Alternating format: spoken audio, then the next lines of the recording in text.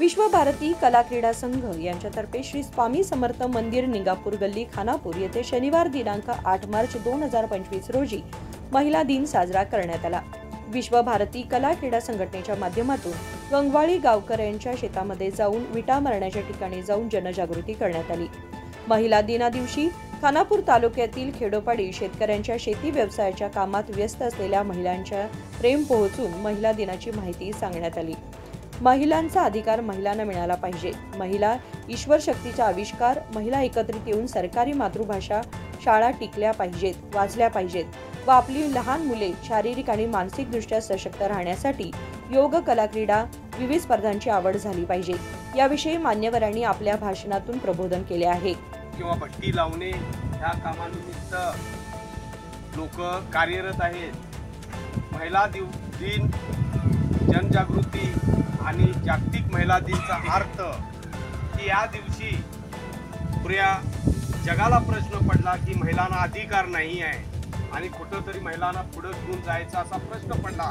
मोठमोठ्या मान्यवरांना आणि जगाची मीटिंग घेऊन आजचा दिवस महिलांच्या समस्या काय असतील त्या घ्याव्या आणि सरकारकडे द्याव्या आणि महिलांच्या 50 ते 55% समाजामध्ये, सरकारमध्ये, नोकरी असो, बिझनेस असो, राजकारणामध्ये असो, सामाजिक कार्यामध्ये असो महिलांना प्राधान्य दिलेलं आहे।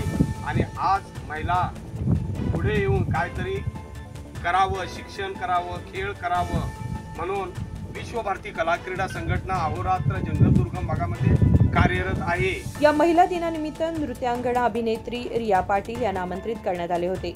या कार्यक्रमामध्ये त्यांना विश्व भारती कला क्रीडा संघ व श्री स्वामी समर्थ मंदिर महिला संघ यांच्याकडून सत्कार करण्यात आला आणि बोर्जेस मॅडम यांनी लिहिलेले कविता पुस्तक नृत्यांगना व अभिनेत्री रिया पाटील यांना भेटवस्तू म्हणून देण्यात आले।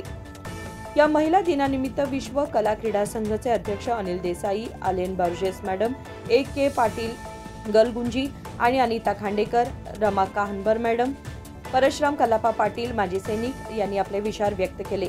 जंगल दुर्गम भागातील शेवटचे गाव पाली, भालके, निडगल, कौंदल, करंबळ, रुमेवाडी, गंगवाळी, बेळगाव, गणेशपूर, लहान कंगराळी, खानापूर सिटी आदी गावातील महिला व पुरुष मान्यवर उपस्थितीत राहून कार्यक्रम संपन्न झाला।